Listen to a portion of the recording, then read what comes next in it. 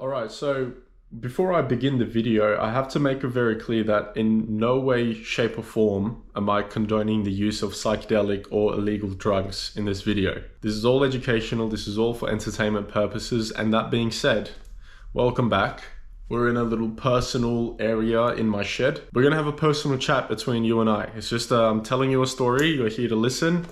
I hope you enjoy the story and find some entertainment from it, and also some value, because what we're discussing today is, can you use psychedelic drugs, specifically things like LSD or magic mushrooms, and even DMT, to kind of get some knowledge or increase your consciousness or delve deeper into your spirituality, in a sense, get something out of it, a lesson, some sort of knowledge, some sort of value out of a psychedelic trip? Can you do that? Now, the premise, I have to make it clear, is that we're using psychedelic drugs as a normal dude, because we know that psychedelic drugs, like mushrooms, specifically mushrooms, have been studied and researched and has evidence that suggests that it could help with things like PTSD and alcoholism and addiction to other drugs. And I know there was a case study, if I remember correctly, that prisoners who used psychedelic drugs in a very controlled setting left prison and never committed a crime again. If I'm wrong, please let me know. But it's clear that psychedelic drugs has, beneficial effects in helping people who are troubled or who are diseased. But we're talking about a normal person, a normal ass dude, who doesn't have significant problems, who just wants to expand his consciousness in a sense. So I'm going to delve into this topic from my personal experiences. One of the first ever psychedelic trips that I did was about 4 or 5 years ago. And I remember taking it, and one lesson that I took from it, and I'll explain how I came to the conclusion. So if I remember, I took it in my room and I was just laying down and listening to some music with great solos. Nothing Else Matters was one of them. Time by Pink Floyd was the other one. Music with great atmosphere and great solos that just make you feel ecstasy. And I remember I was laying in my room, it was around sunset time, just on my room with my back to the floor, hands wide up, and my phone was next to me, listening to Nothing Else Matters by Metallica. And when the solo part came in, I was like, the emotions, the feelings that I got from it were insane. It's almost like I felt the music, right? It was crazy. And I had a sense of synesthesia where I was seeing the music in a sense. I think that's what it means, where I was seeing the music. It was crazy. And that went on for a while, and I really enjoyed that trip. I was just walking around in my own little world at home by myself. And I remember towards the come down, I went downstairs and I went out to my backyard and pulled up a chair, and I was just sitting outside, and I was looking at the stars, just stargazing. And for some reason or another, my eyes led me to believe that the certain stars that I was looking at, almost like a constellation, they lined up perfectly like the male chromosomes. And I found this interesting. Like the stars, if I looked at it, I was able to connect the dots, and it was like the male chromosomes. And for some reason, I felt like a deep feeling inside of me that this constellation that looked like a male chromosome, right, led me to believe that I should work on becoming a better man. And I think what that lesson was, what that kind of enlightenment in a sense was, that I should take more responsibility, that I was wasting time, I wasn't doing anything, I was just focused too much on pleasure, and that I should take more responsibility and therefore become a better man in a sense. Now, that could have been interpreted 100 different ways, but I guess that's the way I interpreted it in my own definition, in my own life experience. I looked at it, adapted it to my life, and when the trip was over, over 3-4 days, the next few weeks, I tried to adapt, I tried to integrate what I learned, which was, okay, how do I become a better man? I'll take more responsibility, I'll take more shifts, I'll look after myself a bit more, you know, all that kind of stuff. And if you've taken psychedelics before, you know that once you've taken it, for the next 3-4 days or to a week, you have this afterglow where you just generally feel sharp and clear. It's almost like all the bullshit has been erased from your mind, and now you know what to do. You know, if you know what I mean, you know what I mean.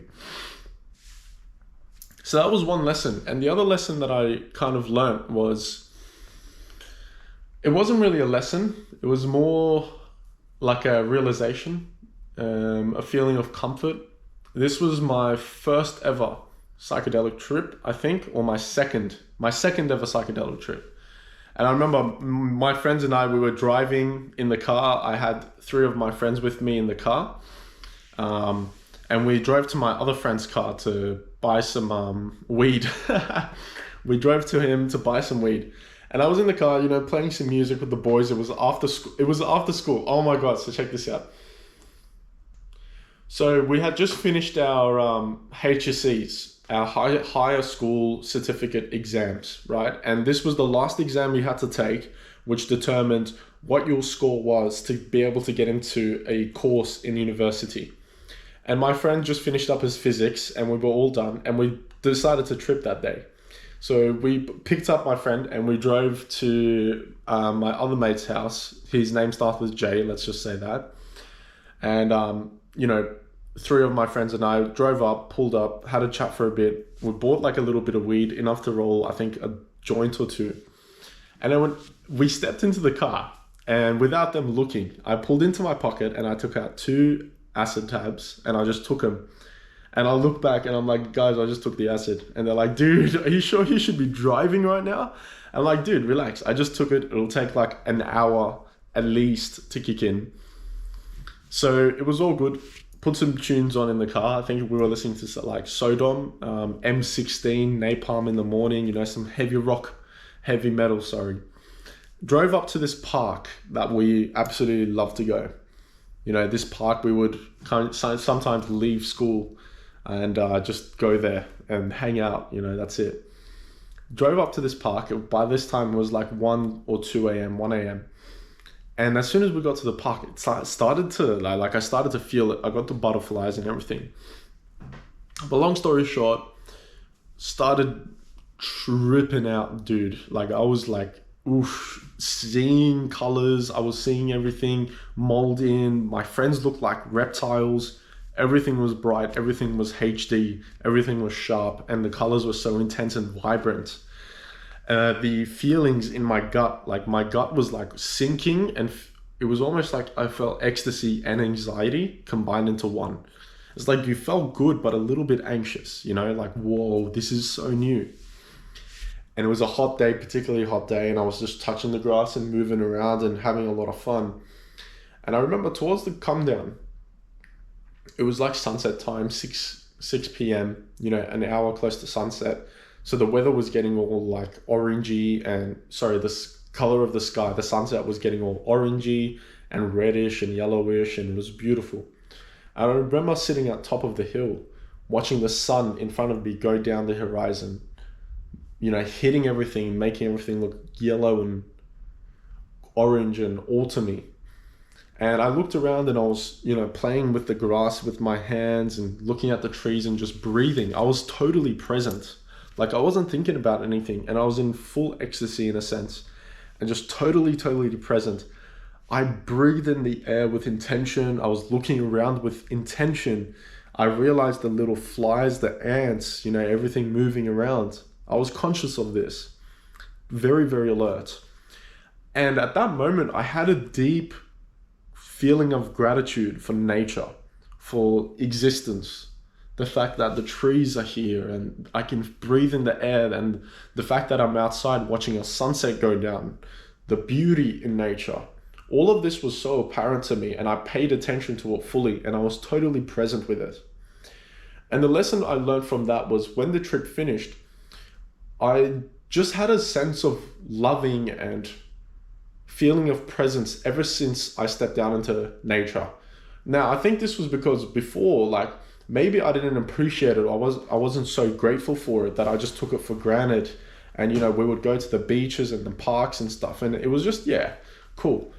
But after going through that trip and becoming present and paying real close attention to everything, I was like, you know, I'm very grateful and I feel really present. And next time I went to the park or to the beach, or just very, you know, a simple drive on the sunset, every time I would get into this level of presence where I wasn't thinking about anything, completely present with what was happening, with intention, breathing in the air. And over time, that developed my love for being outdoors, my love for being in nature, my love for camping and hiking and, you know, doing bushwalks and going to the beach, simple as that, or just laying down outside in the sunshine, but just being outside. It really, really developed my love for that and my appreciation and gratitude for that. So coming back to the question, I mean, that's two experiences that kind of taught me a lot and opened up my eyes to other things. Albeit saying this, you know, it's totally possible to just take psychedelics for recreational uses, right? You can just do that. But you can also take it for spiritual, for healing purposes, and you can actually get something out of it. I do have to say, one advice, what you intend to get out of a psychedelic experience is not often what you will get.